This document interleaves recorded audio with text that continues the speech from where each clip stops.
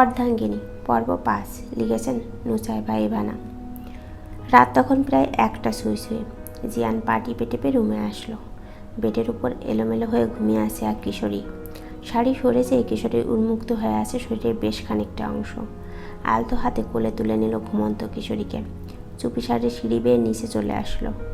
গাড়ির সামনের সিটে নয়নাকে বসিয়ে শাড়িটা কোনো মতে পেঁচিয়ে দিল শরীরে। হঠাৎ ঘুমন্ত রমণী হাত ধরে বসলো।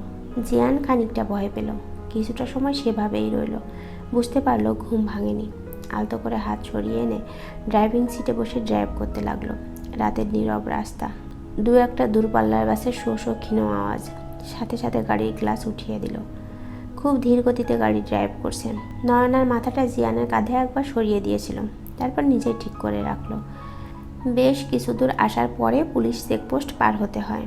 নয়নার মাথাটা গাড়ির সিটে ঠিকভাবে রেখে গাড়ি থেকে বের হয়ে আসে জিয়ান। গাড়ির কাগজপত্র সব দেখায়। একজন অফিসার বলে, আপনার সাথে গাড়িতে উনি কে? আমার ওয়াইফ। আপনার ওয়াইফ? তার প্রমাণ কি? আপনার কি মনে হয় এই রাতে আমি ম্যারেজ সার্টিফিকেট নিয়ে ঘুরব? বলছি যখন আমার ওয়াইফ, তখন অবশ্যই আমার ওয়াইফ। প্রমাণ দেখান, তারপর বিশ্বাস করব। আপনাদের বিয়ে হয়েছে কতদিন? গত সপ্তাহে শুক্রবার। আজ তো রবিবার, নিশ্চয়ই আপনার ফোনে বিয়ের পিকচার আছে, সেটা দেখান। দেখুন স্যার, আমি একজন পাইলট, তাছাড়া আমার ওয়াইফ ঘুমিয়ে আছে। আপনারা প্লিজ আমাকে বিরক্ত করবেন না। আপনার বাসায় কারোর সাথে কথা বলিয়ে দেন। আর আপনি যেই হন না কেন, আইন সবার জন্য সমান। হতেই তো পারে মেয়েটিকে আপনি কিডন্যাপ করে নিয়ে যাচ্ছেন। একজন যেয়ে জানালার কাছে বাড়ি দিয়ে ম্যাডাম ম্যাডাম বলে ডাকতে লাগলো। জিয়ান দ্রুত গাড়িতে এসে নিজের গায়ের শার্ট খুলে নয়নার গায়ে পরিয়ে দিচ্ছে। নয়নার ঘুম ঘুম চোখ দুটো কোনো মতো খুলতে জিয়ানকে দেখে ঘাবড়ে যায়।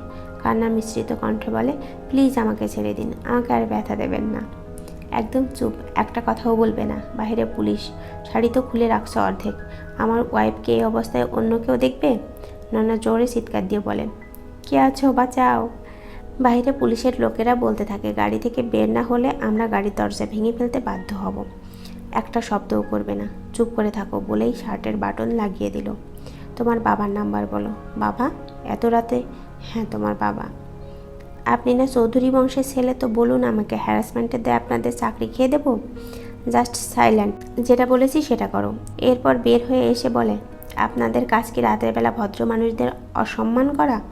না, আমাদের ডিউটি দেশ ও জনগণের নিরাপত্তা দেয়া, আমরা সেটাই করছি। Just wait. কল হলো মাহবুব তালুকদারের নাম্বারে।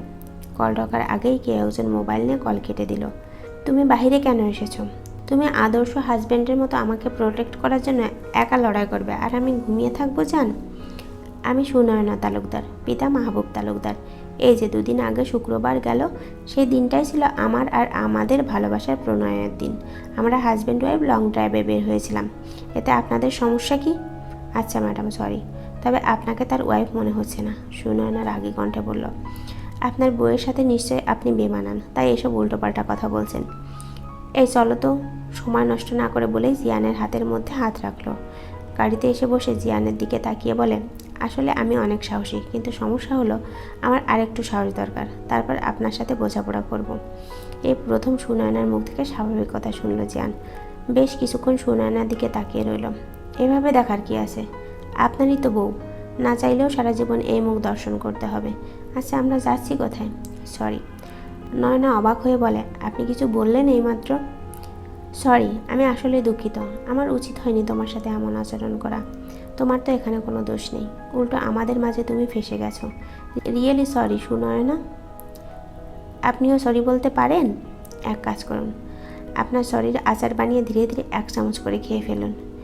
আমি তোমাকে একেবারের জন্য রেখে যাব এখানে। খুব তাড়াতাড়ি তোমার জন্য তোমার উপহার চলে আসবে। দেখুন, আমার এইটুকু মাথা, তাও আবার বিশাল চুল, তার ভেতরে খোলস, খোলসের ভেতরে এইটুকু বুদ্ধি।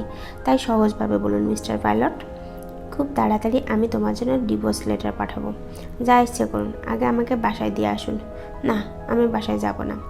আপনি এক কাজ করুন, আমাকে কোনো হোস্টেলে রেখে আসুন। Are you crazy? হঠাৎ করে অশ্রু টলমল নেত্রে তাকিয়ে বলে, জানেন, আমি না ধর্ষণ সম্পর্কে পত্রিকায় পড়েছি, টিভিতে নিউজ দেখেছি, কখনো কল্পনাও করিনি সেই সব কিছুর ভিকটিম আমি নিজে হব। আমার আপনাকে দেখলে ভয় হয়, মনে হয় এখনই হিংস্র জানোয়ারের মতো ঝাঁপিয়ে পড়বেন আমার উপর। বলতে বলতে হাঁটুতে মুখ গুজে কান্না করতে লাগলো। এই মুহূর্তে নিজেকে ধ্বংস করে দিতে ইচ্ছে করছে জিয়ানের।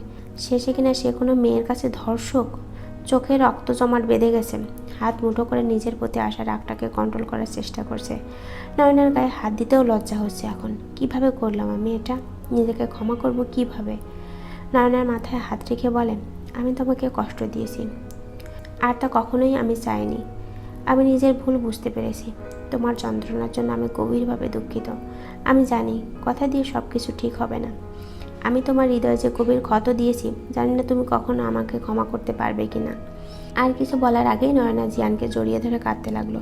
প্লিজ কেঁদো না নয়না, আমার কালো ছায়া কোনোদিন আর তোমার উপর পড়বে না। আমি জানি তোমার হৃদয়ে যে গভীর ক্ষত তাজা আছে, তা হয়তো এই জন্মে আমি মুছে দিতে পারবো না। পারলে ক্ষমা করে দিও। নয়না কিছু বলতে চেয়েও পারল না।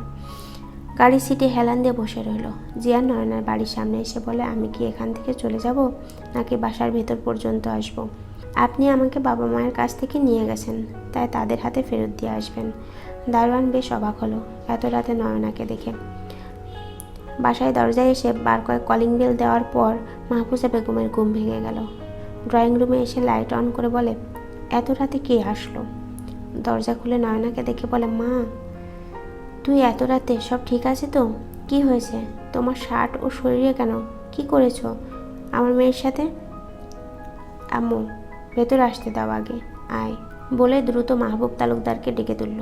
চোখ ডলতে ডলতে বলেন, এত রাতে তোমার আবার কি হলো? মেয়ে আর মেয়ের জামাই এসেছে, দ্রুত চলো। আমার কিছু ঠিক মনে হচ্ছে না। মাহবুব তালুকদার এসেই বললেন, এত রাতে কি এমন ইমার্জেন্সি পড়লো যে বাসায় চলে আসলে? আসার আগে একটা ইনফর্ম করবে তো। আপনার মেয়েকে আপনাদের কাছে ফেরত দিতে আসলাম। আচ্ছা, পরে কথা হবে। নয় না, তুই বরং জামাইকে নিয়ে রুমে যা। ওরা দুজন রুমে ঢুকতে মাহবুব তালুকদার বাইরে থেকে দরজা লক করে দিল। বাকি পর্বগুলোর জন্য চ্যানেলে চোখ রাখুন।